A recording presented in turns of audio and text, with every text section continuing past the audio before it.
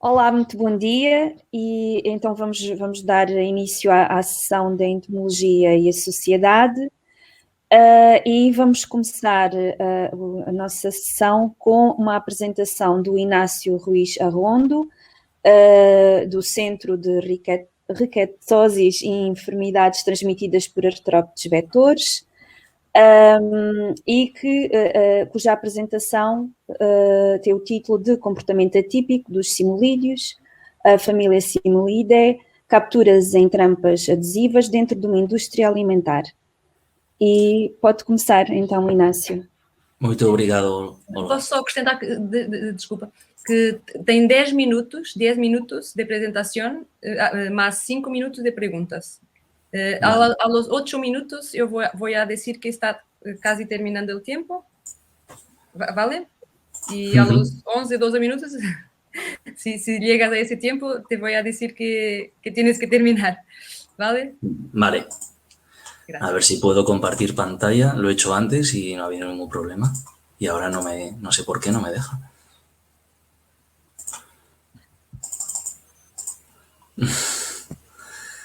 A ver.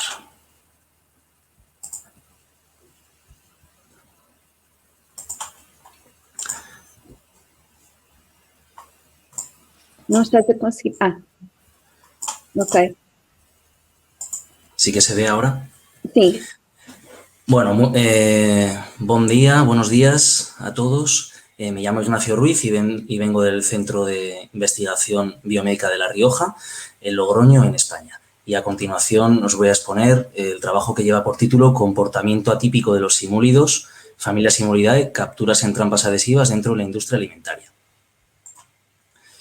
Bueno, como todos sabéis, los simúlidos es un díptero y que desarrolla las formas preimaginales en el agua y tiene mucha importancia ecológica porque las larvas son filtradoras de la materia orgánica que hay en suspensión en el agua. Son capaces de colonizar diferentes ecosistemas lóticos. En la imagen veis ríos de montaña, cauces más medianos, incluso grandes ríos, y también son capaces de colonizar corrientes de agua antropizadas, como pueden ser canales. Inácio, posso só pedir que maximizes a tua apresentação para se ver melhor? Ya está maximizada, ¿no? Ok, nós estamos a ver o teu... Pois estamos. Cá em baixo, perto do zoom, podes... A ver, vuelvo a intentarlo, toda la pantalla. Es que no... Se não conseguires, não há problema. Era só porque se poderia ver melhor. Es que no sé por qué no me deja elegir toda la pantalla en vez de la ventana. Tudo bem. Não há problema. Espera un momento. Es que no sé por qué. Não há problema. Era só porque poderia-se ver melhor, estar mais maximizado. No me deja compartir toda la pantalla, solo la ventana. Tudo bem.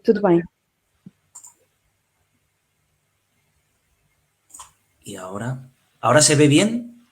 Está igual, mas tudo ¿Y ahora? bem. Sim, tudo bem. Pode ficar assim.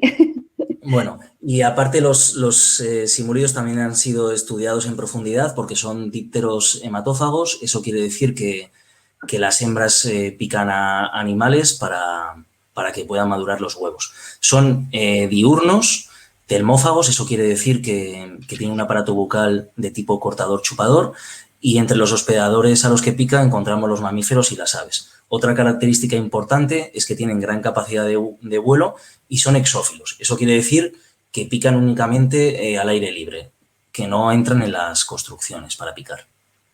Y bueno, su picadura es muy dolorosa y puede llegar a producir un síndrome que se conoce como simuliotoxicosis y es una inflamación local de la zona afectada de la picadura.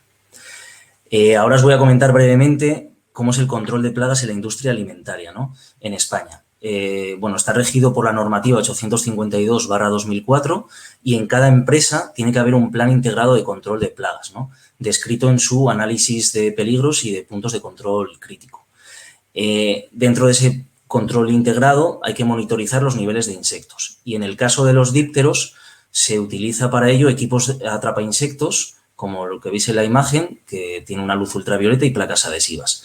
El díptero es atraído por la luz y luego se queda pegado en esa placa adhesiva. Pues bien, nosotros estamos realizando el control de dípteros, bueno, el control de plagas en una industria alimentaria en Zaragoza, donde la monitorización en invierno se realiza con una frecuencia bimensual, en época estival se realiza cada mes, y entre noviembre de 2020 y enero de 2021 capturamos 901 simúlidos en 5 de las 17 placas adhesivas que hay en la empresa. En esta imagen podéis ver, bueno, una de esas placas adhesivas y cada circulito corresponde realmente con uno de los simúlidos. Inácio, não estás a passar os slides? No. Não. Estamos ainda no slide dos ecossistemas lóticos. Madre mía. Pues no sé por qué. Agora estamos a ver as trampas. Agora vamos ver. No entiendo nada. Trampa amarela, sim. A ver.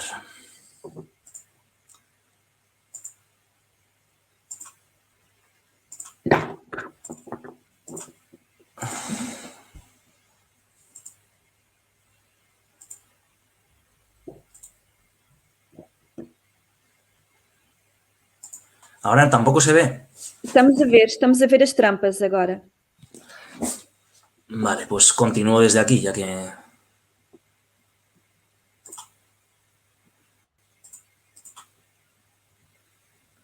Vale, y un poco más en detalle, bueno, se observan los simúlidos con cada círculo y aquí una imagen aumentada de uno de los ejemplares.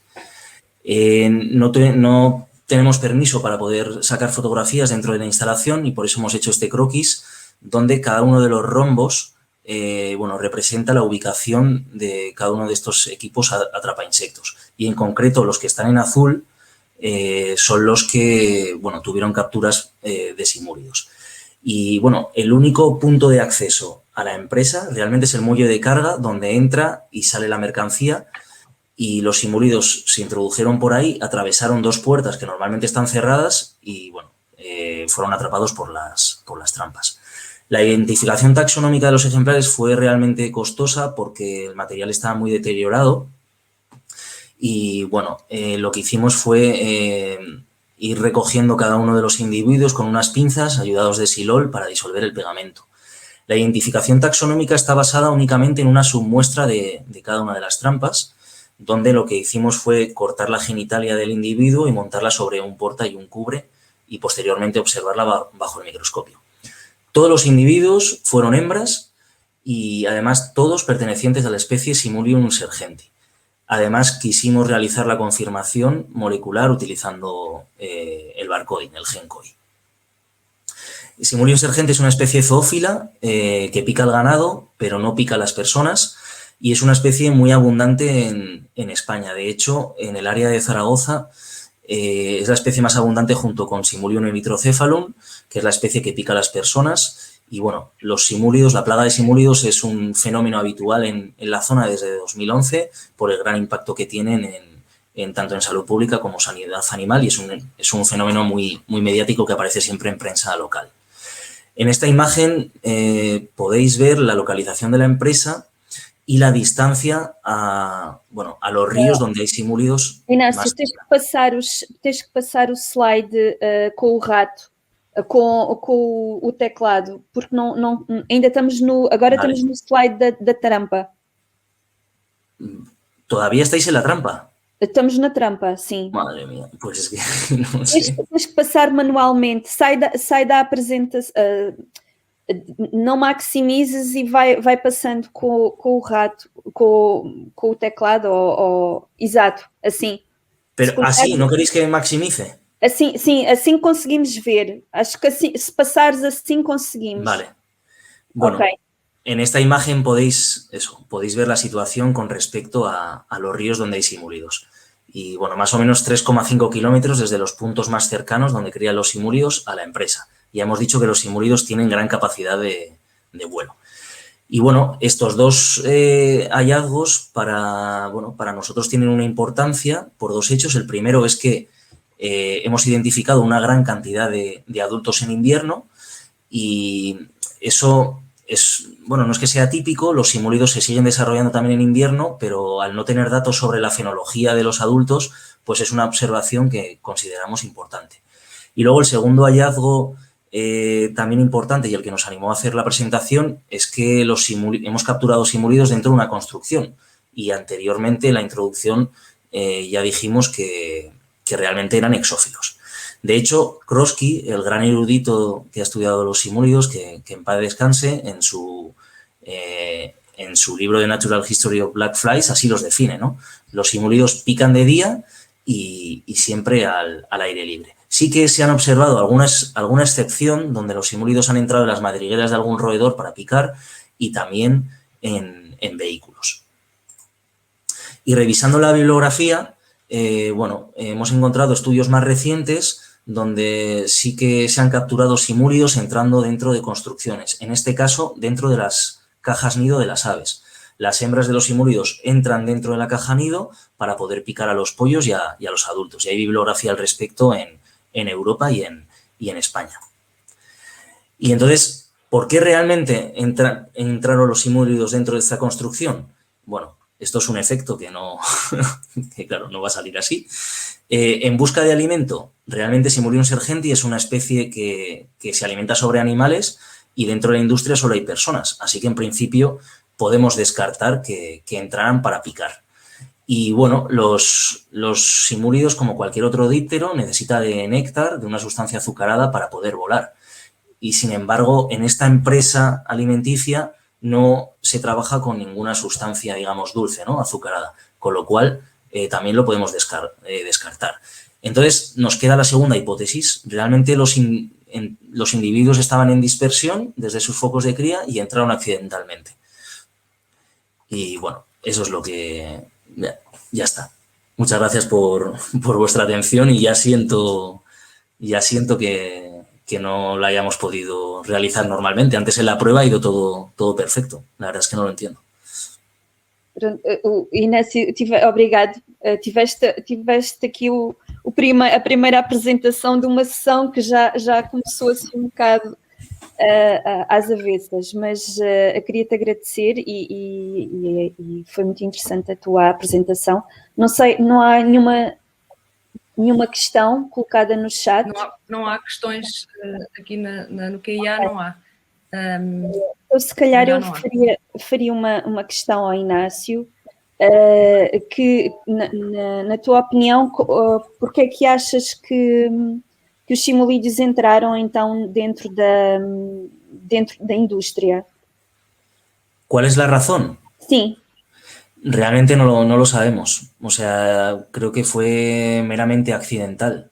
Igual iban volando en enjambre y entraron igual con una ráfaga de aire y entraron dentro del muelle y ya está. Además, son muchos individuos, son 900 individuos, entonces realmente no sé decir una razón para ello. Esperaba que igual presentándolo en el Congreso alguien tuviera alguna hipótesis más. ¿Podría ser alguna molécula producida na empresa que simula alguma feromona?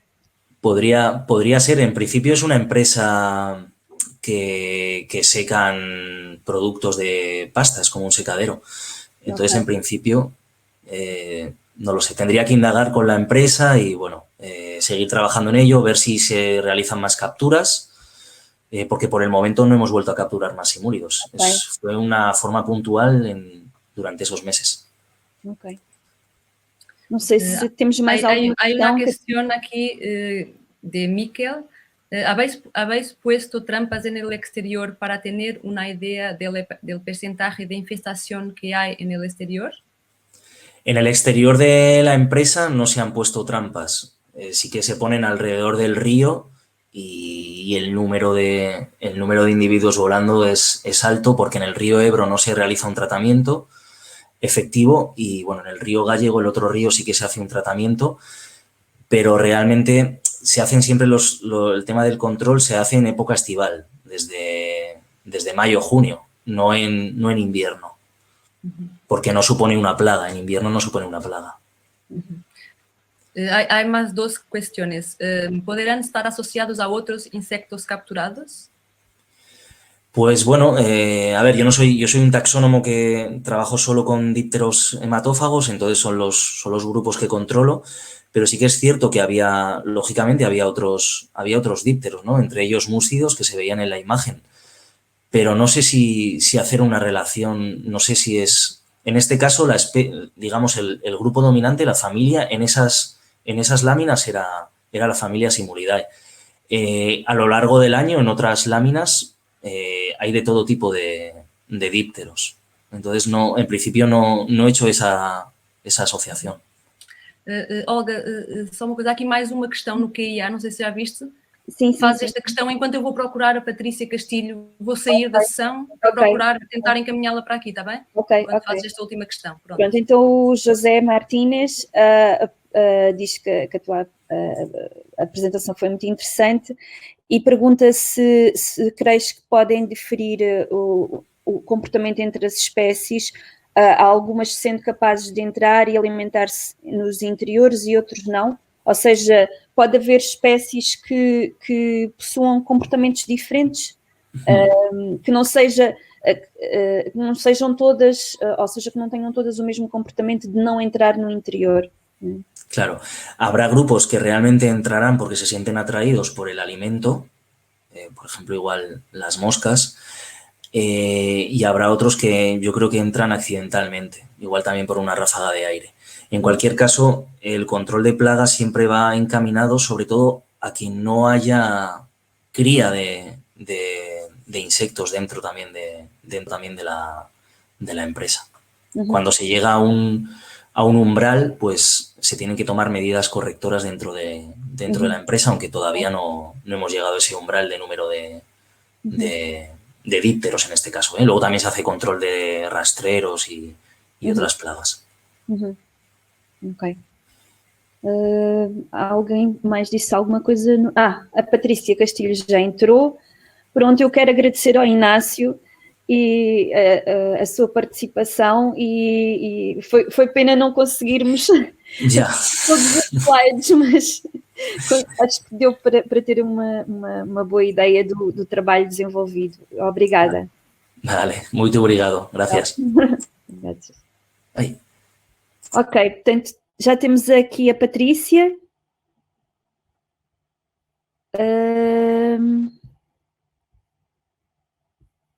Está no chat, mas eu ainda não a vejo. Ok. Vamos aguardar só mais um bocadinho até a Patrícia conseguir entrar e ligar-se.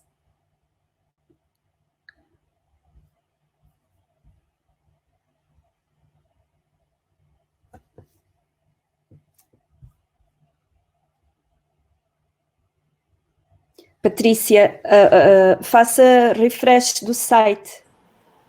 Ok. Bom dia. Bom dia. Falta-nos agora a Catarina. Ok. Pronto. Então eu vou apresentar a Patrícia Castilho, que vem do Departamento de Biologia e Geologia da Universidade de Almeria, não é? Em Espanha, e que nos vai falar sobre o Tenebrium molitor como um inseto modelo como biodegradador de plásticos. A Patrícia tem 10 minutos para apresentar e tem mais 5 minutos para questões. Muy bien. ¿Se ve? Sí, sí. Perfecto. Bueno, buenas tardes. Mi nombre es Patricia y voy a exponer el estudio que he realizado con mis compañeros titulado Tenebrium molitor, insecto modelo como biodegradador de plástico. Bueno, los materiales plásticos, como sabemos, representan la mayor producción a nivel mundial, principalmente de los envases de consumo, son hidrocarburos fósiles, compuestos no biodegradables, que presentan unas bajas tasas de reciclado en relación con la alta tasa de producción, lo que, sumado a la mala gestión de residuos, produce una acumulación de estos materiales en los vertederos y una mayor contaminación de los ecosistemas. Como alternativa, con el fin de buscar una alternativa a este problema que supone la contaminación de los ecosistemas por los materiales plásticos, se están llevando investigaciones sobre la biodegradación de los plásticos. Entre ellas, se está estudiando la capacidad de insectos mandibulados de comer plástico. De todos los coleópteros que presentan este comportamiento, destaca Tenebrio molitor, una importante plaga de productos almacenados denominado comúnmente como gusano de la harina. En este sentido, con este trabajo se pretende probar varios tipos, o sea, probar las larvas, la capacidad de ingerir plástico por las larvas de Tenebrio molitor. Todo ello en el marco del proyecto europeo RECOVER. Para evaluar la capacidad de ingerir plástico de las larvas de Tenebrio molitor, así como su supervivencia, se han diseñado diversos ensayos combinando dieta artificial de cría con diferentes concentraciones de plástico. Los plásticos empleados han sido LLDPE, PS y PE, polietileno de baja densidad, poliestireno y terftalato de polietileno. Todo ello fueron suministrados en formato molido y fill y en estado virgen y reciclado. Además, se realizaron los ensayos con las larvas criadas en masa y las larvas criadas de forma individual, para así conocer si hay efecto de canibalismo en el caso de los primeros y valorar su posible efecto en la supervivencia de los ejemplares. En el caso de los ensayos con plástico molido y larvas criadas en masa, los ensayos se llevaron a cabo con 4 repeticiones por tratamiento, 100 larvas por tratamiento, en contenedores de 500 mililitros, las larvas criadas en masa, durante 28 días a 25 grados de temperatura constante. En el caso de los tratamientos al 90% y al 50% plástico, la dieta se fraccionó en 4 partes y se fue añadiendo semanalmente, para así intentar forzar a las larvas a que comiesen plástico. Al final de los ensayos, se separaron las larvas vivas de las muertas y se contaron y pesaron. También se separaron y pesaron las heces con ayuda de un tamiz y el FRAS, el cual está constituido por restos de heces, plástico, dieta y mudas. Los ensayos, otra modalidad, fueron ensayos con fill de plástico y larvas criadas en masa.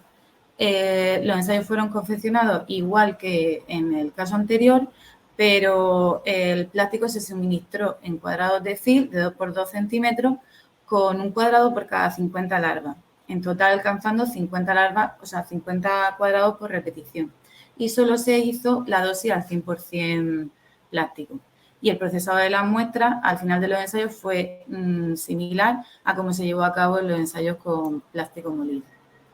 En el caso de los ensayos con láminas de fill y larvas individualizadas, fueron diseñados para dosis al 90% y al 100% plástico. Al inicio de los ensayos, en ambos tratamientos, se pusieron 50 larvas individuales en viales de 25 mililitros y se dejaron 24 horas en ayuno. En el caso del tratamiento al 100%, tras el periodo de ayuno, se colocó la lámina de plástico y se dejaron durante 28 días, igual a 25 grados de temperatura constante. En el caso del tratamiento al 90%, duró un total de 20 días y tras el periodo de ayuno, como aparece en la tabla, se puso el plástico, la lámina de fill, se dejó en 9 días.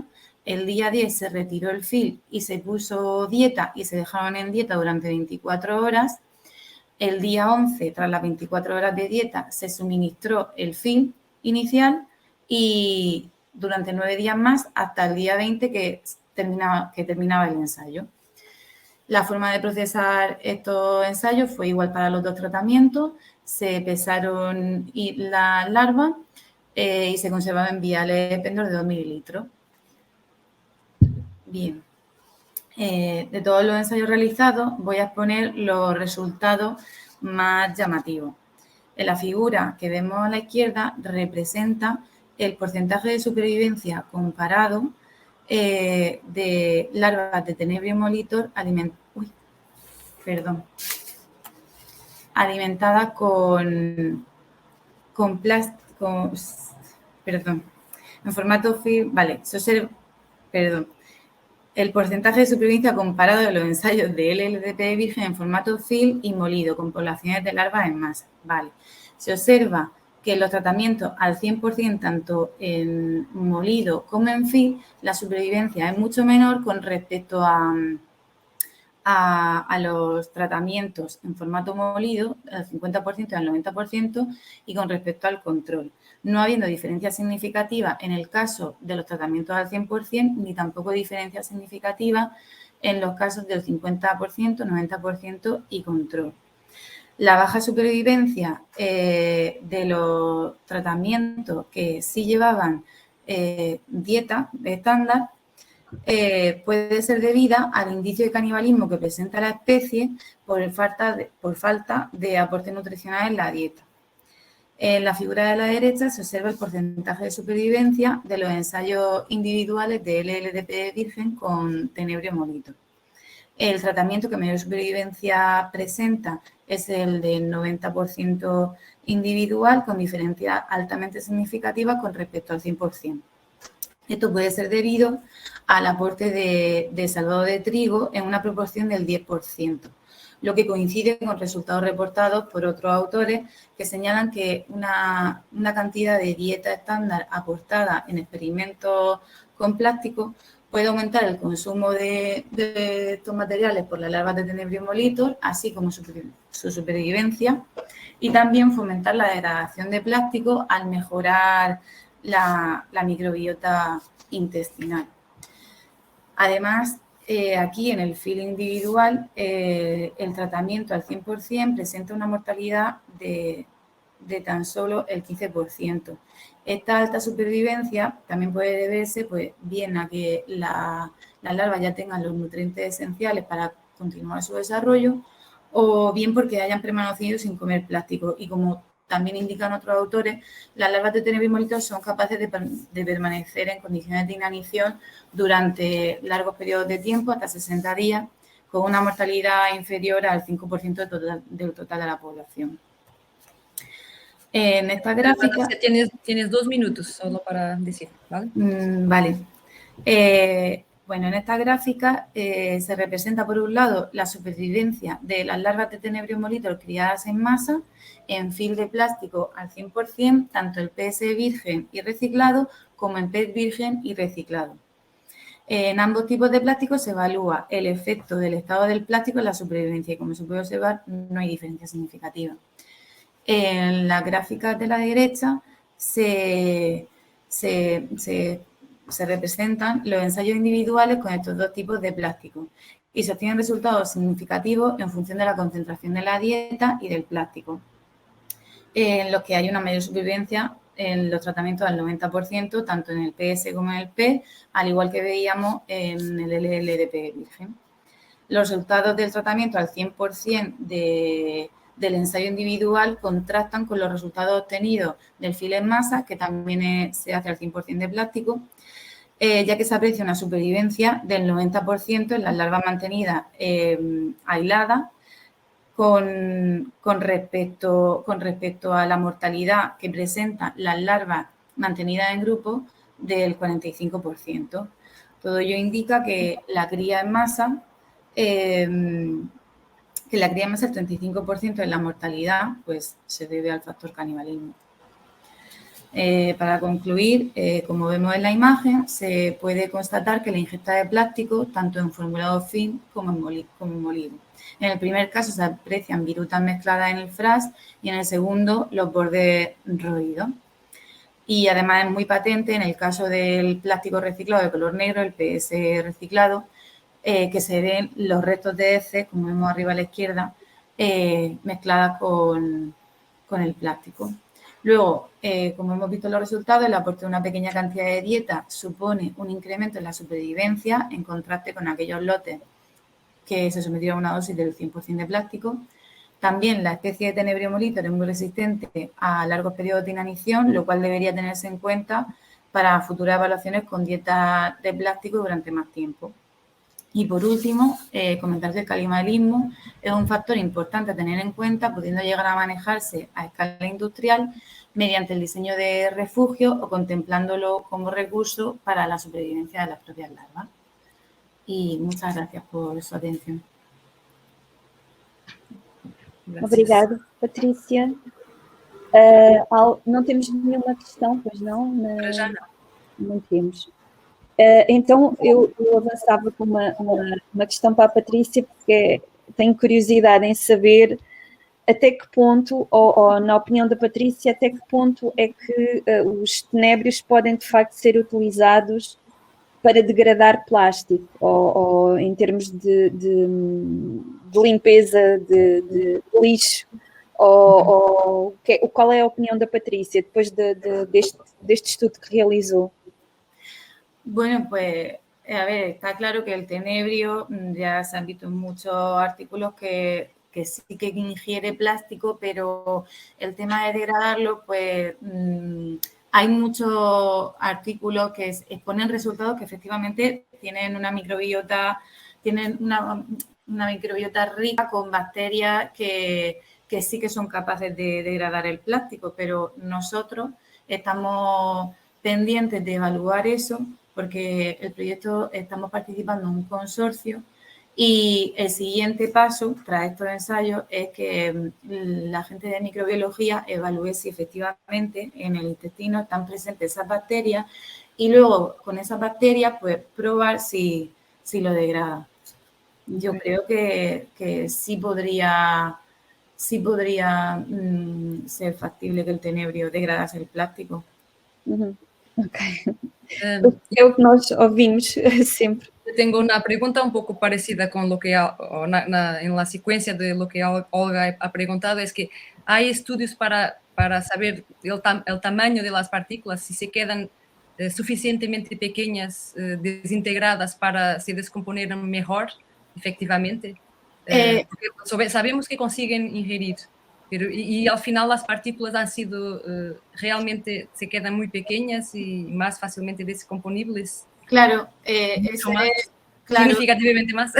Sí, esa es en parte la intención, ¿no? Como también, porque también se están realizando experimentos con lombrices que a ver si se comen el plástico que está en las heces del tenebrio. Es decir, como que el tenebrio es como una biotrituradora, como el primer paso de la degradación del plástico, el que hace que el plástico en formato film, las bolsas, la disminuya el tamaño y entonces a partir de ahí ya los siguientes pasos, probar con lombrices, con bacterias, como que el tenebrio es el primer paso en la cadena de degradación.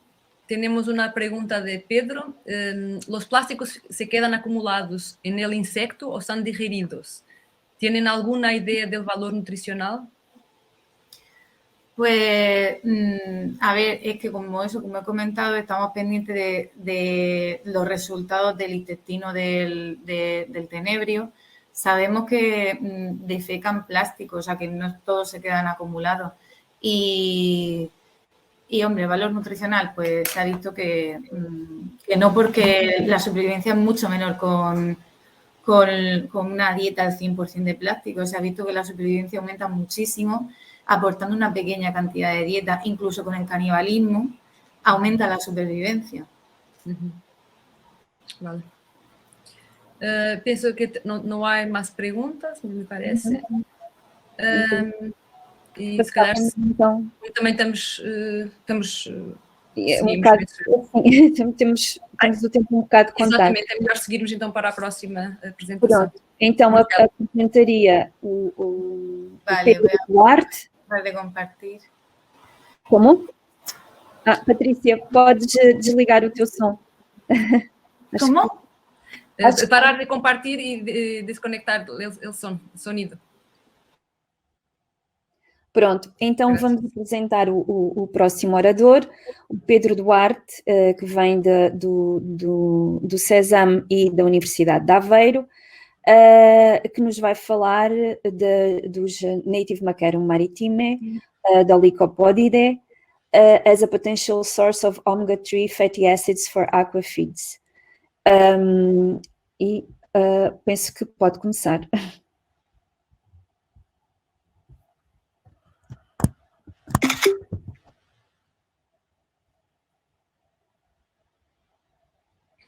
Pedro, tens que pôr som. Estás mute.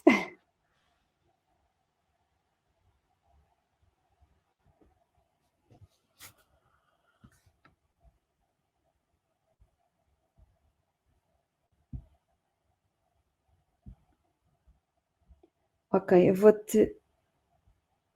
Não estou a conseguir. Pedro, tens que colocar o som. Não te ouvimos.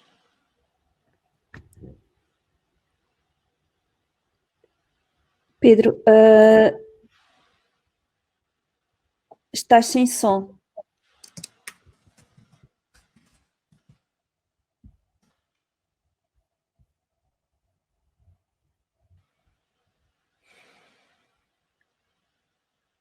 Pedro desapareceu.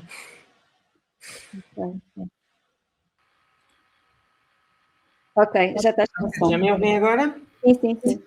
Boa. Então, digam-me como é que vem a minha... Ainda não vimos nada. Mas agora já. Certo? Estávamos a ver há bocado. Ok, agora Agora está a voltar, sim.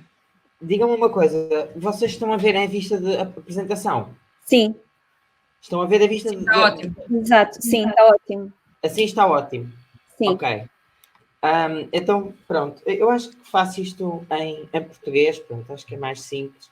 Vocês já viram o título, então a minha apresentação é sobre este inseto, ou Macarium maritime, enquanto potencial fonte de lípidos ômega 3 para a aquacultura. Então, por que é que nós falamos nos insetos como fonte de lípidos para a aquacultura? Em primeiro lugar, a aquacultura, o panorama das últimas décadas é que o setor das pescas, à escala global, entrou em alguma estagnação, ao passo que a aquacultura tem vindo a crescer bastante rápido nos últimos anos e nas últimas décadas. Mas a aquacultura depende, especialmente quando falamos de peixes de grande porte,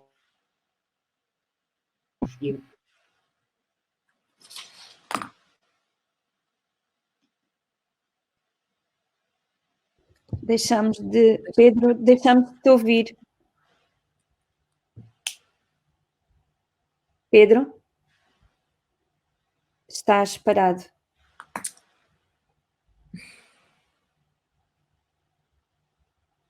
Isto deve estar a ter problemas técnicos com a internet. Está a correr o slide seguinte, não é? Sim. Pronto. Em termos de ácidos gordos, muito resumidamente, nós temos saturados, temos monoinsaturados e temos poliinsaturados, os PUFA. Há vários grupos, os mais importantes, o ômega 6 e o ômega 3. Ambos têm um precursor de 18 carbonos, e depois, que são nós designamos os ácidos gordos essenciais, são sintetizados ao nível das plantas, e depois ambos os grupos têm os respectivos ácidos gordos de cadeia longa, os quais são normalmente sintetizados pelos próprios animais e vão sendo bioacumulados ao longo das cadeias tróficas, e sendo que os animais que estão no topo normalmente já têm uma capacidade reduzida de sintetizar estes ácidos gordos, e então eles precisam mesmo que sejam fornecidos desta forma já, como ácidos gordos de cadeia longa. E pronto, e então gera-se aqui esta necessidade. Falando dos insetos, muito rapidamente, se vocês tiverem interesse, há um livro da FAO que é muito bom e tem isto tudo lá, Mas pronto, nós já sabemos, são muito abundantes, são muito diversos. Em termos de pegada ecológica também são bastante competitivos quando comparados com outros animais. Em termos de valor nutricional, nós sabemos que a proteína é muito boa, os minerais também. O problema é depois nos ácidos gordos. Só para nós termos uma ideia, comparando um óleo de peixe com um óleo vegetal, com insetos habitualmente utilizados, eu sei que isto varia sempre um pouco os perfis, mas a ideia anda sempre mais ou menos à volta disto. E, portanto, vocês veem que os insetos têm uma componente insaturada interessante, mas não tem nada a ver com o que nós temos num óleo de peixe, em que temos uma grande porção de ômega 3 de cadeia longa. Então, uma das hipóteses é irmos à procura de outros insetos. Quando nós olhamos para aquilo que é o fluxo natural do ômega 3, nós vemos que ele circula das microalgas para os invertebrados aquáticos, para os peixes, e chega depois a predadores terrestres, até como nós. Mas a outra via que o ômega 3 tem para vir da água para a terra é através de emergência de insetos. Insetos que têm larvas aquáticas e têm uma coisa, o adulto é terrestre, e o ômega 3 circula assim. E nós sabemos, por exemplo, que este efeito está implicado na reprodução de uma ave. O trabalho da Twinning tem vários papers sobre isto. E, portanto, se nós já sabemos que estes insetos aquáticos podem ter esta função, nós pensamos, e se formos olhar para um inseto costeiro que já está num ambiente marinho, será que pode ainda ser melhor? Será que é interessante? Será que não é? E, portanto, foi isso que nós fizemos. Nós escolhemos uma espécie, nós quisemos que fosse uma espécie autóctone, portanto, nós encontrássemos aqui no território, que fosse anfibiótica, larvas aquáticas, adultos terrestres, que fosse no ambiente costeiro, estuarino, e, portanto, nós escolhemos a maquero marítima. E o que nós fizemos foi caracterizar o perfil de ácidos gordos e depois fomos ver também a nível de vários locais se havia diferenças ou não. Pronto, o nosso trabalho de campo foi feito assim.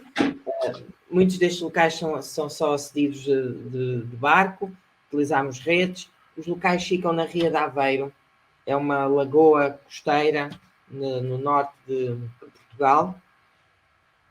E pronto, e recolhemos as nossas moscas.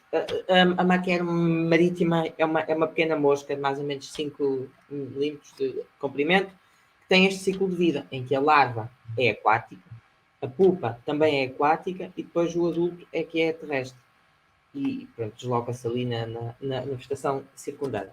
E portanto foi isto. Nós fomos ao campo, tínhamos 7 locais, recolhemos as moscas, depois fizemos a caracterização dos ácidos gordos por GCMS e depois analisámos os espectros e demos os resultados. Olhando então para os resultados, assim, numa primeira abordagem, nós vemos que os monoinsaturados são de facto a maior porção dos lípidos, dos ácidos gordos, e depois pelos saturados e pelos poliinsaturados, mas o mais interessante aqui é que dentro daqueles 30% de poliinsaturados, mais ou menos 20% são ômega 3, e enquanto o ômega 6 é 10% ou um pouco menos. Dá um rácio de 0,5, né? Entre os dois é o dobro, pronto, do ômega 3, e isto é muito interessante, não só porque são 20%, mas porque é mais do que o ômega 6. E depois, para além disso, só dizer também que identificámos mais de 50 ácidos gordos, incluindo coisas como, por exemplo, ácidos gordos ramificados, como esse que vem na imagem, ômega 4, montes de outras coisas interessantes que têm valor enquanto marcadores tróficos, mas pronto, eu agora não vou entrar em detalhe, depois se quiserem, coloquem-me essa questão. Mas, olhando então para os ácidos gordos mais em concreto, nós vemos que nos saturados temos o 16, temos o 18, nos monoinsaturados é essencialmente ácido oleico, ok? O 18,1, e nos poliinsaturados, vocês veem que logo que a maior fatia é o EPA, apesar de também o DH estar presente, o araquidónico, mas o mais importante é mesmo o EPA, que faz aqueles 15, 20, 25%, anda sempre mais ou menos por ali.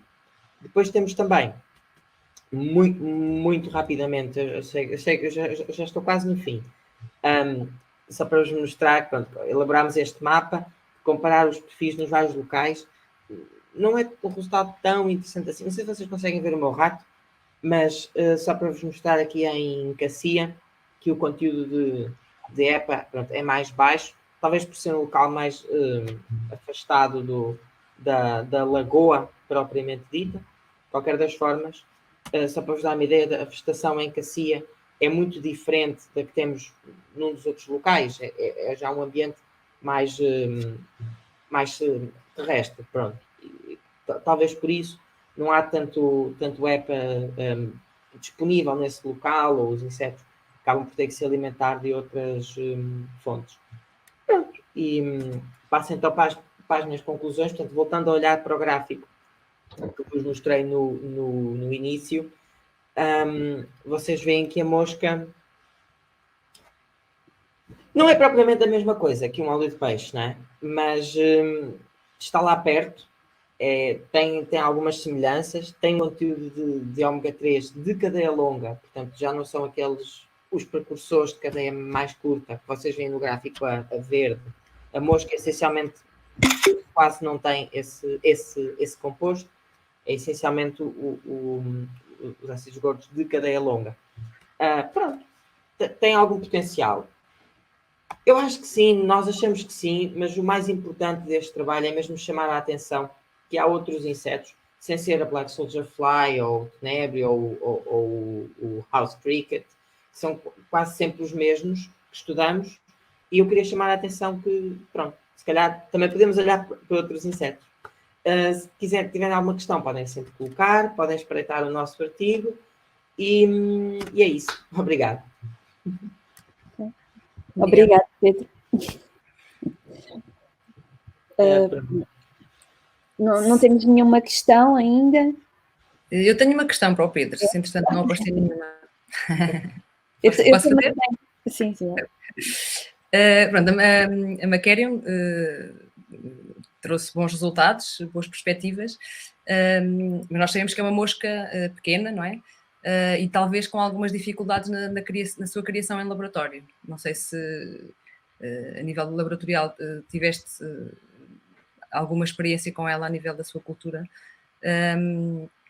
e quais foram os resultados, mas achas que na tua perspectiva a indústria vai pegar nela, vai investir nela, vai testá-la? O que é que tu prevês? Eu acho que trabalhar com os olicopodídeos em concreto, com esta família, será sempre difícil, porque são insetos predadores e apesar de talvez as larvas também se conseguirem alimentar de matéria orgânica de origem vegetal, eu penso que facilmente podemos cair um pouco naquele problema que vimos agora no trabalho anterior do canibalismo, possivelmente entre as larvas. Eu acho que há potencial nos insetos aquáticos e há vários grupos de insetos aquáticos que é preciso analisar com atenção e que vale a pena ir fazer este tipo de estudos. Agora, se eu vejo esta espécie em concreto, parece-me complicado, assim numa primeira abordagem. Temos aqui uma pergunta do Tomás Magalhães, que diz muito interessante, obrigado. Estes insetos, por terem uma parte do ciclo em água, poderão ter alguns entraves para produzirem massa? Já existe alguma produção deste tipo de inseto? Pois é isso, Tomás, é isso mesmo que eu acho. Quer dizer, a produção, eu pessoalmente, eu acho que a produção de insetos aquáticos podia funcionar muito bem num esquema tipo aquacultura multitrófica integrada, em que se tem a aquacultura e depois os efluentes circulam, por exemplo, para plantas e tem-se ali um banco de silicórnia, ou de limiona, esse tipo de plantas que crescem bem em água salgada, e esses insetos acho que podem ser utilizados aí. Eu acho que isso era uma boa opção e era algo que podia funcionar de uma forma um bocadinho mais natural, se calhar. Produzir mesmo em cativeiro, acho que é sempre complicado, mas dependeria sempre se nós conseguimos ter as larvas em grandes densidades ou não. É como digo, esta espécie em concreto, nós não chegámos a... Já não me recordo se fizemos assim alguma coisa de particular em termos de criação, mas eu, como trabalhei sempre mais com adultos, nem sequer cheguei a olhar propriamente para as larvas. Há alguns estudos, alguns trabalhos um bocado isolados de produção de insetos aquáticos, e depois vocês têm também as larvas de mosquitos, por exemplo, que são usados para os estudos pronto, para quem estuda mosquitos e outro tipo de coisas. Mas a nível de produção industrial, eu diria que ainda não há nada, pelo menos ao nível daquilo que eu gostaria que houvesse, para ser sincero. Acho que é isso. Não sei se... Parece que parou, a Catarina parou, entretanto. Está freezed. Pronto. Catarina, se calhar é melhor fazeres um refresh, não sei se me estás a ouvir. Eu vou, entretanto, também cancelar aqui. Ok, ela saiu. Ok.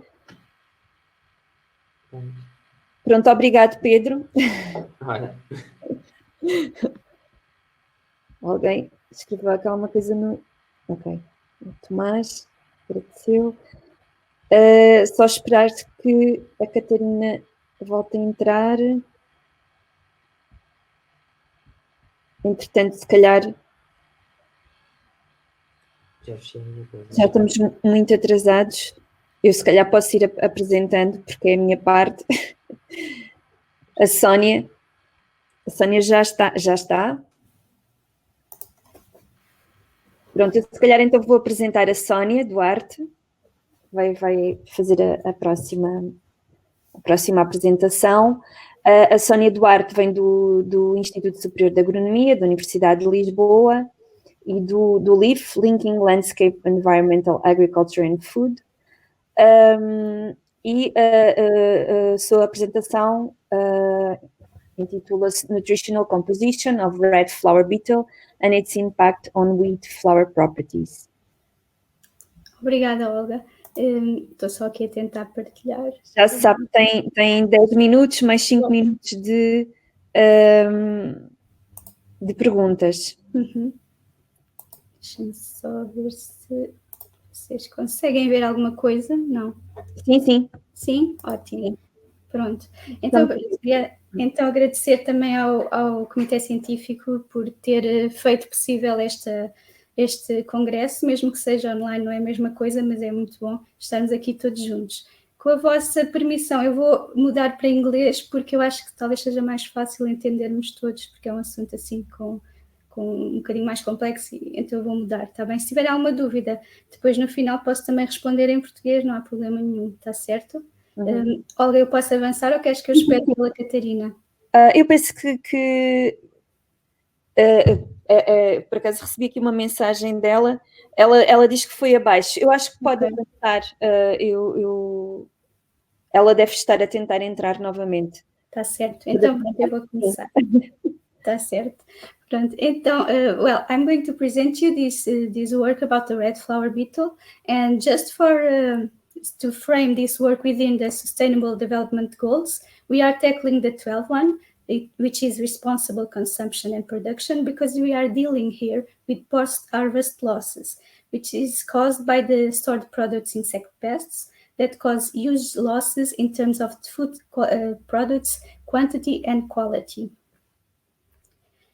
So the insect that we are going to talk about right now is the red flower beetle, or Trivolium castaneum, and this is one of the major pests of broken and processed grains worldwide, and it has been registered attacking more than 246 commodities in the whole world. Also, it has been registered some resistance to insecticides commonly used to control stored products pests, such as phosphine and others, and also to entomopathogenic fungi.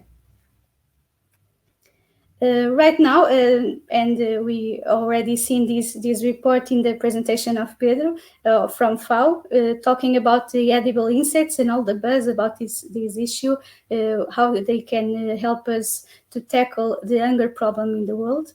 And there are some studies about the nutritional composition of insects that are considered to be edible. And it is important for us to know that some of these insects are actually insect pests. And I can give you this example of Alphitobius diaperinus, which is a common pest of stored foods. And it is also part of the list of insects that was recently authorized for production, sale, and food or feed in Europe and Portugal. So we are joining all this, and we are thinking about, is the red flower beetle, should it have any type of nutritional value? And this led us to the objectives of this work, which were to evaluate the nutritional and chemical characteristics of red flower beetle fed with maize flour. And then we evaluated the properties of wet flower exposed to 3 different levels of infestation with this insect. So regarding the first objective, I cannot go through all the details of the methodology, I'm sorry, but the time is quite short, but you can see our recent article published in Journal of Stored Products Research if you are curious about it. And well, we prepared the maize flour from scratch. We did the Tribolium castaneum mass rearing in order to obtain 50 grams of larvae, pupae, and adults. And then we were searching for the composition of each of the development stage in terms of different chemical issues. Okay. So, firstly, the proximate composition. We may see here that they are not the same when we are looking at larvae, pupae, or adults. There are some differences. Mainly the adults stand out because they have a lower water content, and this is an insect which is quite adept to low moisture content of the food product, but the adults stand out because they have a low water content. And also they have a higher fiber content, which is obvious because the exoskeleton of the adult has much more chitin. So when we are looking at the mineral content, we see that the larvae, and also all the others, but especially the larvae, have a high level of phosphorus, potassium, and sulfur, and also of zinc. On the other hand, the adults have a lower content of potassium and zinc. Regarding the amino acids, it is interesting to see that this insect is rich in essential amino acids. And if we join this with the knowledge that the cereal-based diets have deficiencies in providing essential amino acids, we may get some ideas for the future, maybe. Well, it was also interesting to see that according with the different developmental stage of the insect, we have one of the amino acids prevailing. So we have valine for the larvae, we have lysine for the pupae, and we had histidine for the adults. We were searching for some type of interference with the different amino acids that we had. So when we look at the adults aspartic acid content, we thought, well, maybe this is linked with the lysine and threonine high content. But when we look at the pupa, this is not true. So we should have some other type of pathway interfering with the aspartic acid synthesis. However, for the larvae, we have the glutamine biosynthesis probably being interfered with feedback inhibition from alanine and glycine. Regarding the fatty acids, and well, this is interesting because we have a higher content of unsaturated fatty acids in all the developmental stages of this insect. So it's a good thing in terms of nutritional content. We have the most abundant fatty acids per category, which are here simulated.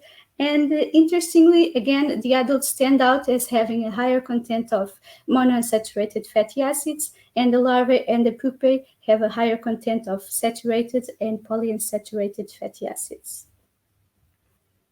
So regarding the second objective, well, the methodology was a little bit different, and we were using wet flour instead of maize flour.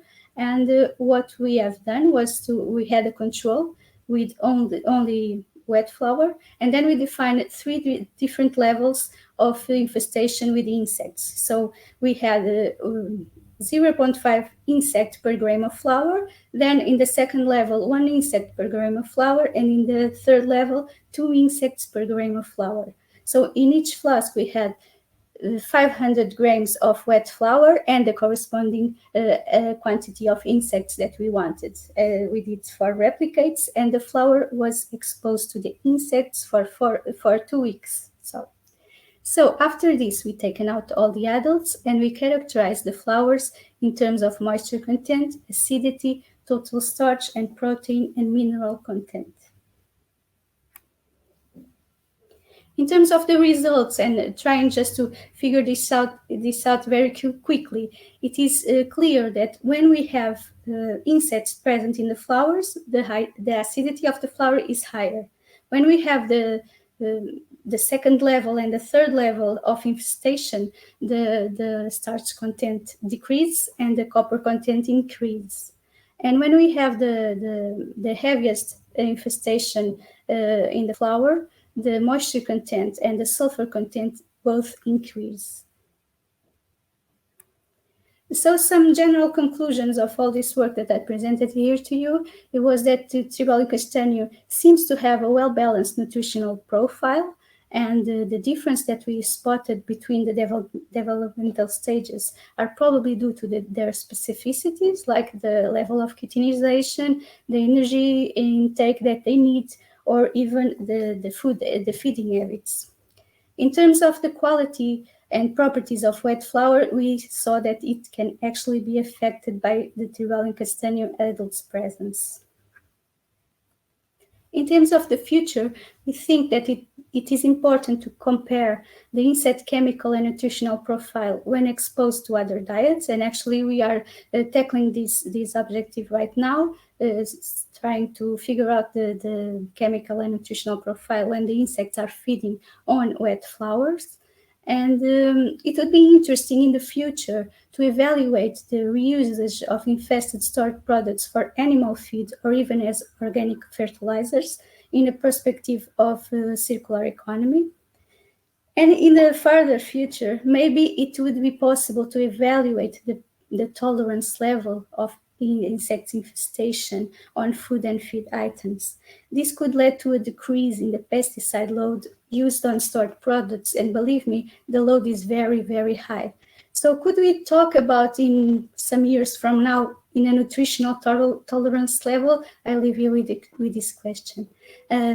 But before all this, it is very important to evaluate the effect of benzoquinone excretion and other possible allergens that this insect adult can excrete.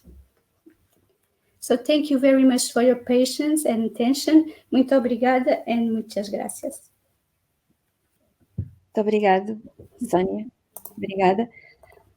Nós ainda não temos nenhuma questão, e se calhar do público, eu se calhar avançava, tenho algumas curiosidades, porque em termos por exemplo, de alimentação animal, não é?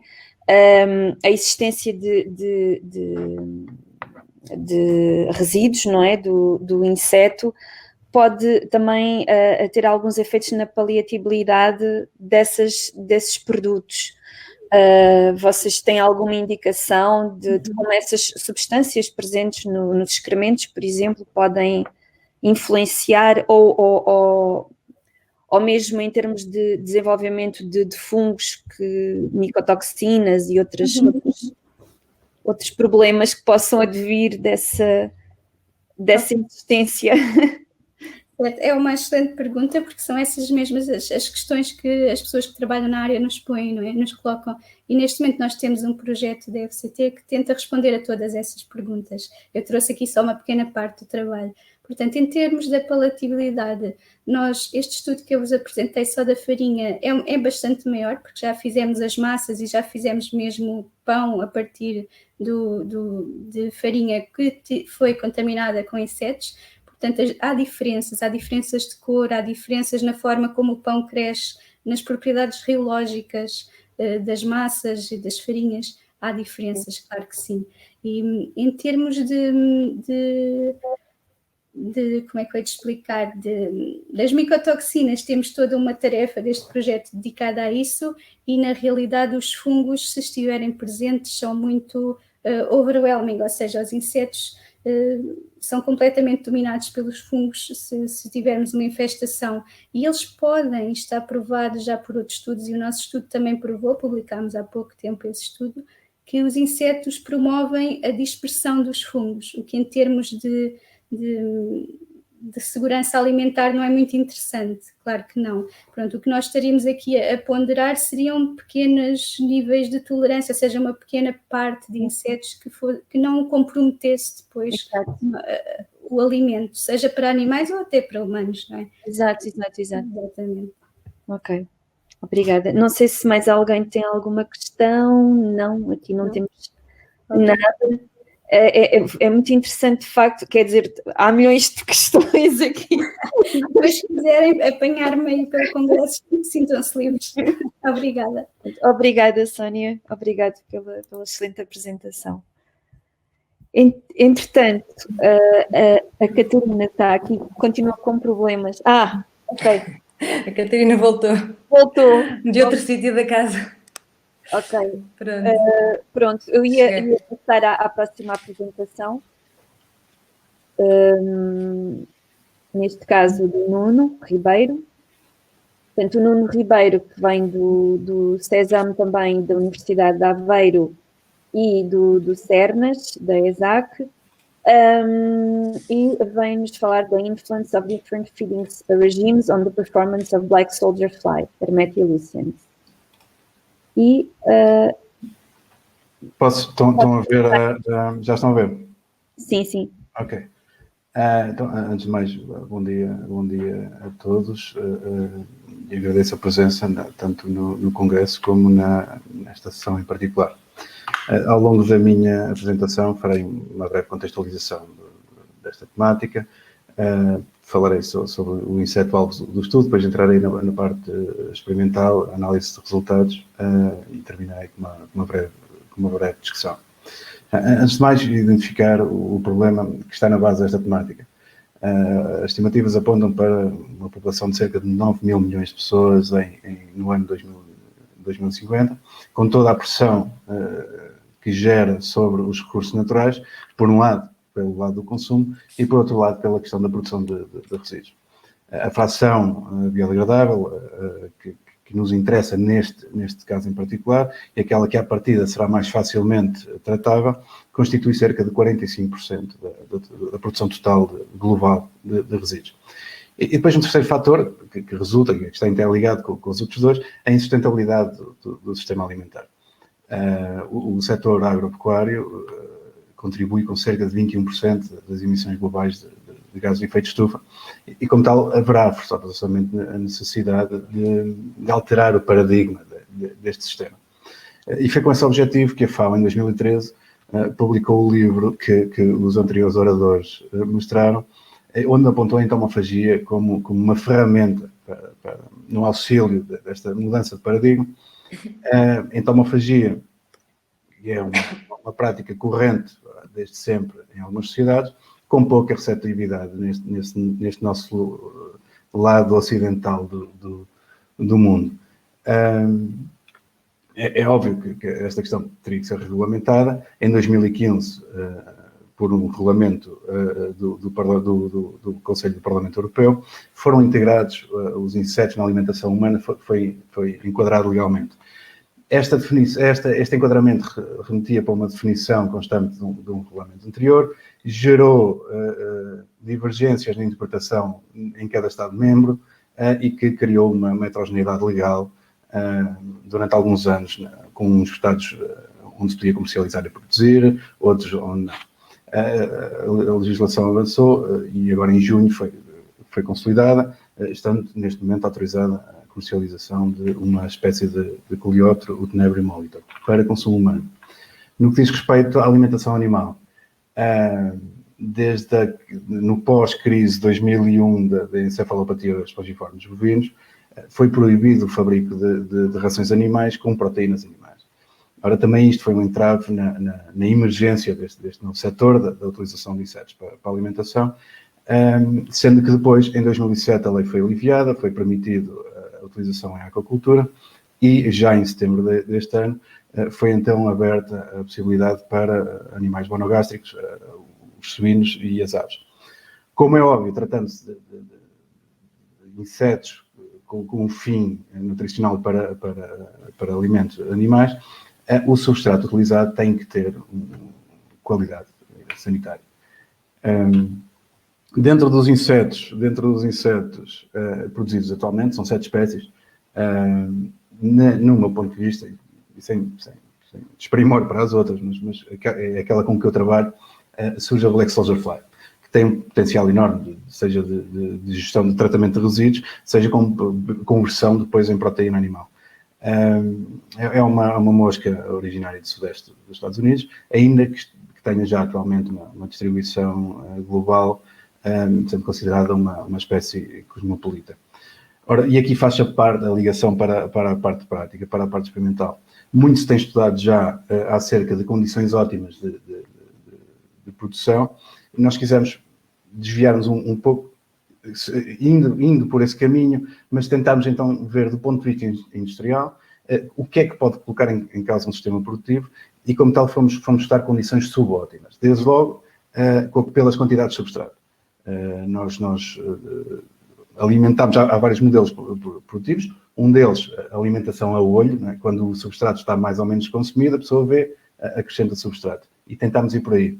Isto pode conduzir a situações em momentos em que há pouca disponibilidade de substrato pelas larvas e que possa tornar-se um fator limitante para o desenvolvimento. Por outro lado, a própria escolha dos substratos. Após estudos prévios, optámos por substratos que de alguma forma poderiam ter propriedades antinutricionais e, portanto, também eles próprios constituírem um fator limitante no desenvolvimento das larvas. Escolhemos três temperaturas padrão e também no teor de umidade do substrato tentámos estudar. Ora, 70% está estudado, está registado na bibliografia como um teor de umidade ótimo para o desenvolvimento dos insetos.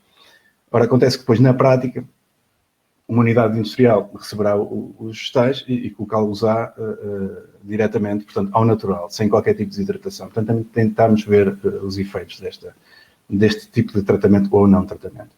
Depois, em termos de protocolo, as larvas foram pesadas regularmente e cada amostra terminaria quando se atingissem as 50 pré-pupas, as larvas em estádio de pré-pupa. Além dos indicadores, a massa de larva ou a taxa de sobrevivência, analisámos os indicadores mais comumente utilizados em estudos deste tipo, desde logo a taxa de crescimento, a massa ganha por dia, o índice de redução de substrato nos dá a redução de substrato, mas incorpora o fator de tempo, portanto não é, se durar 1000 dias, supomos, vai ter um valor maior, não vai, integra o fator de tempo, portanto dá-nos a redução de substrato nesse tempo. A taxa de conversão de alimento, esta é aquela taxa que normalmente se utiliza quando se quer comparar a produtividade, quando se fala que o gado bovino, por exemplo, necessita de 8 kg de alimento para obter 1 kg de carcaça, é deste indicador que se fala. E depois 2 indicadores que são um pouco o inverso ao anterior, de performance de rendimento de bioconversão. A razão de bioconversão, que é a biomassa obtida após a introdução de uma determinada quantidade de substrato, este substrato em bruto, portanto o total, e depois a eficiência de substrato digerido, de conversão de substrato digerido, que tem em conta o substrato que realmente é consumido pelas larvas.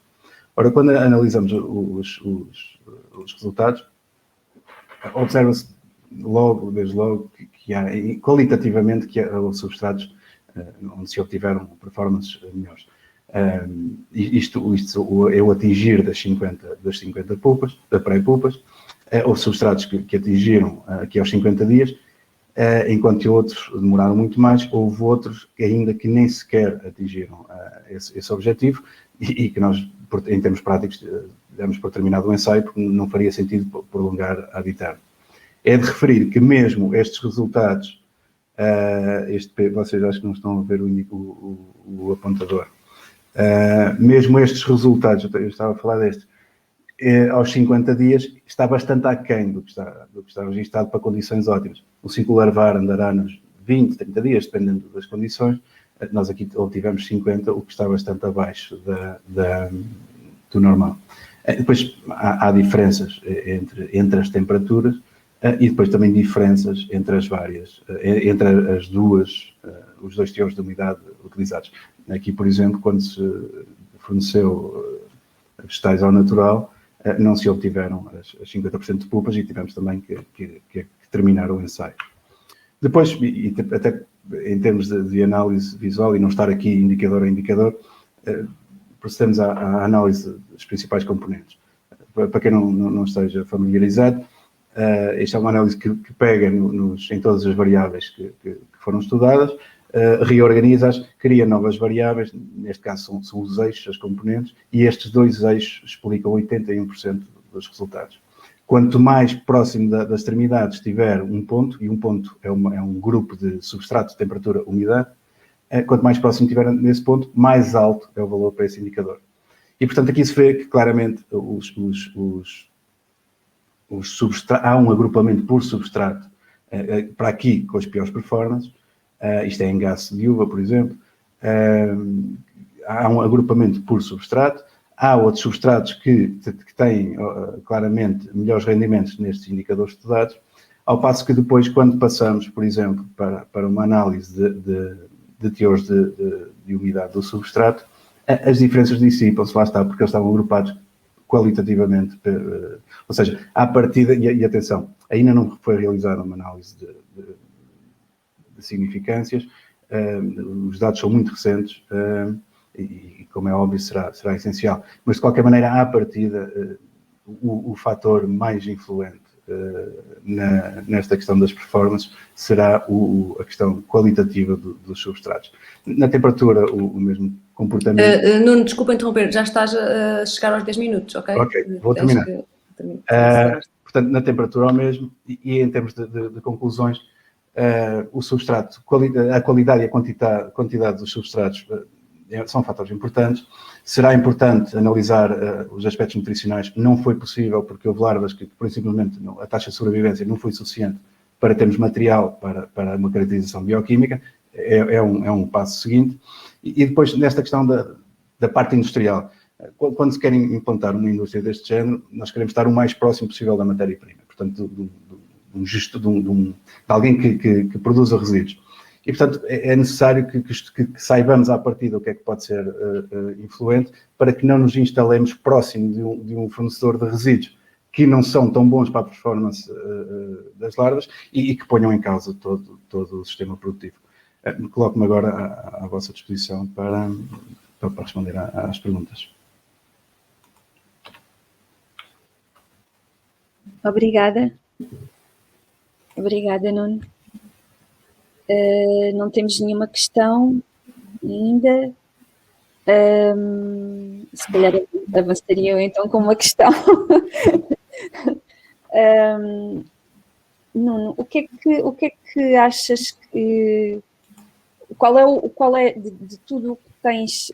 Tu aqui pegaste em muitos substratos, muitas condições. Como é que achas que podes fazer um wrap-up de toda esta informação e para uma indústria, portanto, para um upscale de produção? Não, eu acho que daqui sairá o fundamental, será realmente a identificação de substratos e depois terá que ser trabalhado, porque depois de identificarmos substratos ou os fatores que são realmente limitantes, então vamos saber porquê. E é importante saber, há um substrato que tem pouca, que depois se verifica que há performances baixas nas larvas. Então, depois o passo seguinte será saber porquê, o que é que está lá presente. Em termos de informação, quando se faz depois se projeta uma unidade, todos os fatores são importantes. Mesmo em termos de quantidade, a diferença de modelos de produção. Há aqueles modelos em batches, que põe-se os biocompostores, a quantidade total de resíduo para o ciclo, e no fim do ciclo tira-se tudo, limpa-se, separa-se e está feito. Há outros em contínuo. Este trabalho é precisamente válido para esta questão do contínuo, saber quando se deverá dar substrato, quando não se deverá. E depois há outra questão, que é o teor de umidade. não havendo uma drenagem suficiente, isto aconteceu-nos na questão dos substratos ao natural, acumula-se muita água. Isso leva à mortalidade, leva a situações de anaerobiose. Portanto, quando se quer transformar isto num projeto industrial, económico, todas as variáveis são importantes. Temos uma pergunta, temos uma questão. Ok, era o Pedro, estava a pensar o mesmo que eu. Eu ainda tenho outra questão, que é como é que, se tens alguma ideia de como, porque se nós estivermos a falar, por exemplo, em restos de supermercado ou restos de uma indústria alimentar, muitas das vezes não conseguimos fazer a seleção desses resíduos. Achas que pronto, tu ainda has de avaliar isso, não é? Sim, não, isso é uma limitação. De análise de custos, não é? Mas Isso é uma limitação deste ensaio. Nós pegamos em substratos puros. Idealmente, estamos ao pé de uma produção de abóbora e todos os inputs são de abóbora. É evidente que depois será útil estudar em mistura, não é? Ok, o espinafre, por exemplo, pegando o exemplo do espinafre ou do próprio engaço de uva, por diversos motivos obtiveram as piores performances. Quer dizer, à partida, depois, dependendo das concentrações da mistura, estamos a tratar os resíduos, eles são consumidos, desde que não façam mal, bem, à partida não haverá problema, não é? E haverá, isso depois também é importante, que é o substrato teve má performance, porquê? Porque faz mal ou porque não faz tão bem, não é? Isso são variáveis que terão que ser estudadas. Claro. Não sei se, Catarina, tens alguma questão? Não tenho nenhuma questão e também temos que avançar mesmo, não é? Mas para a próxima apresentação, estamos no limite do tempo. Pronto, então chegamos à última apresentação desta sessão de hoje, desta sessão, aliás. E quem nos vai apresentar de seguida é Isabel Rodrigues, que vem do Centro de Investigação de Montanha, do Instituto Politécnico de Bragança e da Universidade de León, do Departamento de Engenharia Agrária, em Espanha. E a sua apresentação intitula-se Comunidade de Circadomorfa, Auquenorrinca, em diferentes agroecossistemas do norte de Portugal, identificação de potenciais vetores da Xylella fastidiosa. Ok. Olá, bom dia, estão a ouvir? Sim. E também conseguem ver a apresentação? Sim. Oh, fantástico. Então, bom dia a todos. Eu vou apresentar um dos trabalhos que temos vindo a desenvolver nos últimos anos no âmbito do projeto XF Actors, que tem como objetivo identificar e catalogar a comunidade de Cicadomorfa em diferentes agrossistemas no norte de Portugal, dando um principal foco a vetores de Xylella fastidiosa. Estes indivíduos da infraordem Cicadomorfa, nos últimos anos, têm despertado o interesse da comunidade científica, não só porque eles são responsáveis por perdas na produção, tanto qualitativas como quantitativas, devido ao se alimentar das plantas, mas também porque são vetores de fitopatogénicos, sendo o mais recente na Europa a Xylella fastidiosa. A Xylella fastidiosa é uma bactéria limitada à Xylella que tem afetado mais de 500 espécies de plantas, muitas delas de interesse económico, sendo elas a oliveira, a videira, a amendoeira e os pomares citrinos, que são o foco deste trabalho. A Xylella foi detectada na Europa pela primeira vez no sul de Itália, em 2013, e como podemos ver nesta imagem aqui em baixo, no espaço de 3 anos houve a total dizimação dos olivais, sendo que atualmente já morreram milhares de oliveiras nesta região. Depois desta detecção, a Xylella já foi detectada em outros países europeus, sendo um deles Portugal, que a Xylella foi detectada em janeiro de 2018 e mais recentemente, mesmo muito recentemente, em agosto deste ano, já foi detectada em outros 2 locais, sendo Sintra e Algarve. Uma vez que esta bactéria é inserida numa nova localização, ela é rapidamente disseminada pela paisagem por insetos vetores, insetos que são nativos. Na Europa, todos os insetos que se alimentam do xilema são considerados potenciais vetores, mas o inseto Philaenes spumarius é considerado o principal vetor na Europa, não só porque está largamente distribuído, tem muita abundância e também porque tem grandes taxas de transmissão em comparação com outros potenciais vetores. Uma vez que esta bactéria ainda não tem cura, temos então de fazer medidas para que esta bactéria não se propague mais. E isso passa um pouco por catalogar os indivíduos da infraordem cicadomorfa e os potenciais vetores. Então, os objetivos deste trabalho foi catalogar a abundância de indivíduos da infraordem cicadomorfa em diferentes agrossistemas no norte de Portugal, dando especial foco a potenciais vetores. Sendo assim, nós pretendemos descrever a comunidade de espécies presentes nos agrossistemas na copa e no coberto vegetal, em diferentes datas de amostragem, sendo elas julho, setembro e outubro. Julho, que é quando os insetos vetores acabam de emergir, e setembro e outubro, quando eles retornam ao coberto vegetal para realizar as posturas. Também pretendemos, então, analisar a diversidade de potenciais vetores e analisar a correlação destas espécies com a copa e o coberto vegetal e nas diferentes datas de amostragem. Então, para isso, em 2018 e 2019, no norte de Portugal, foi amostrados 5 amendoais, 5 vinhas e 5 olivais. Em 2019 decidimos acrescentar mais um agrossistema, então em Vairão também amostramos 5 pomares citrinos. As amostragens decorreram no coberto vegetal e na copa das árvores, em 3 períodos distintos, sendo eles julho, setembro e outubro. Todas as espécies da infraordem cicadomorfa foram triadas e identificadas até o mais baixo nível taxonómico possível. Sendo assim, foram no total capturados 5.720 indivíduos de cicadomorfa, sendo que 2.153 indivíduos foram capturados em 2018 e 3.567 em 2019. Nos 2 anos de amostragem é vista um claro padrão, sendo que as vinhas apresentaram maior abundância, seguindo-se os amendoais, e o olival foi o que apresentou a menor abundância de indivíduos de cicadomorfa.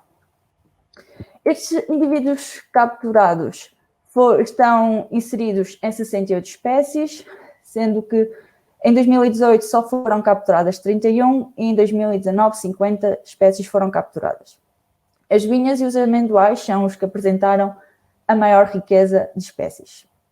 Destas 68 espécies capturadas, apenas 5 se alimentam de xilema, sendo que 2 espécies capturadas já são confirmadas vetores de xilela, sendo eles os Neophilaenes lineares, campestres e Philaenes spumarius. Estas 2 espécies foram observadas em todos os agrossistemas amostrados, e depois as restantes 3 espécies são consideradas potenciais vetores de xilela fastidiosa. Relativamente à abundância de potenciais vetores, em 2019 foi onde se observou a maior abundância, isto provavelmente relacionado com o facto de os pomares citrinos também serem os que apresentaram maior abundância, e estes só foram amostrados em 2019. Os potenciais vetores também tiveram com maior abundância no coberto vegetal e na amostragem de outubro, que corresponde quando estes indivíduos retornam ao coberto vegetal para fazer as posturas. Segundo a análise de coinércia, a vinha foi a que apresentou uma comunidade mais distinta dos outros agrossistemas, sendo que cerca de 26 espécies apresentaram uma correlação positiva com a vinha, mas nenhuma dessas espécies incluiu os potenciais vetores. Quanto ao extrato, quase a maior parte das espécies apresentaram uma correlação positiva com o coberto vegetal, incluindo os vetores. Em 2018, viu-se que todos os vetores capturados estiveram presentes em grande abundância, tanto na copa como no coberto vegetal do amendoal. Já em 2019, mostra-se um padrão diferente. Philaenes spumarius e Neophilaenes campestres, os principais vetores, não tiveram presentes apenas na copa dos citrinos, mas no coberto vegetal já tiveram presentes em todos os agrossistemas. Relativamente às datas de amostragem, julho apresentou uma comunidade de cicadomorfa distinta das outras duas datas de amostragem, sendo que apenas o Neophylaenos, o Eniastes e o Lepidoptera coleoptera apresentaram uma correlação positiva com as amostragens de julho, mas Neophylaenos campestres e o Philaenos pomários, que são os principais vetores, tiveram uma correlação positiva com o mês de outubro. Como podemos ver aqui, o Neophylaenos campestres e o Philaenos pomários estão presentes em maior abundância em quase todos os agrosistemas amostrados em outubro. Então, em forma de conclusão, as vinhas possuíram a maior grande abundância de indivíduos cicadomorfos, sendo que foi a que apresentou também a comunidade mais distinta em relação aos outros agrosistemas amostrados. Philaenos pomários e Neophylaenos campestres foram capturados em todos os agrosistemas amostrados e estes são os vetores confirmados de Xylella fastidiosa. Os pomários citrinos tiveram maior abundância de potenciais vetores de Xylella fastidiosa e, no geral, os potenciais vetores foram capturados em maior abundância no coberto vegetal e no mês de outubro, que são os períodos correspondentes à ovoposição destes insetos. Então, estou terminada a minha apresentação. Obrigada pela atenção. Obrigada. Obrigada, Isabel.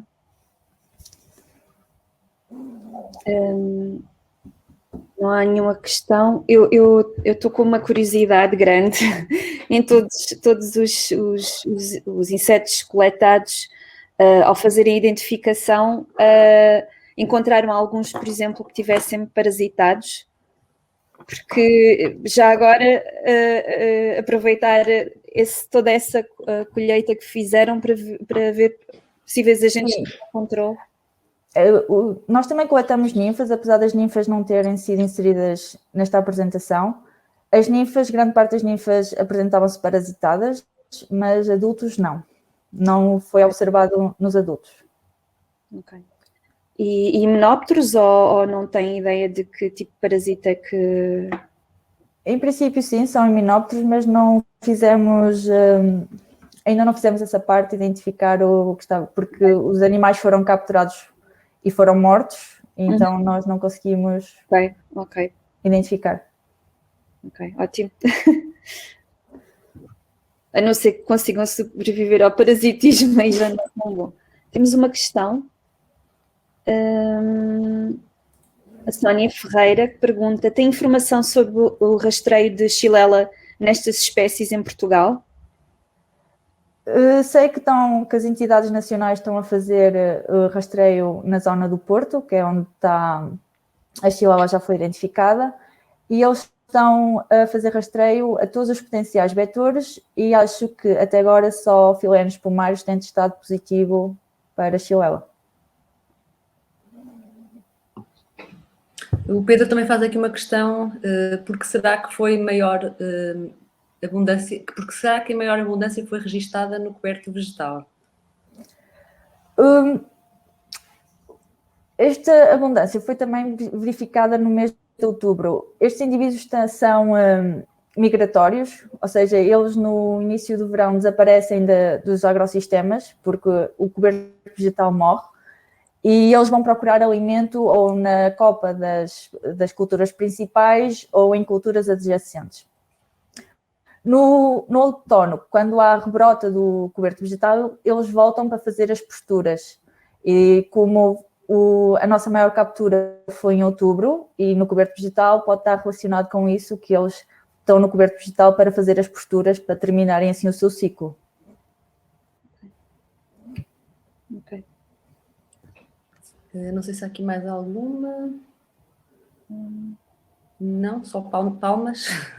Ok.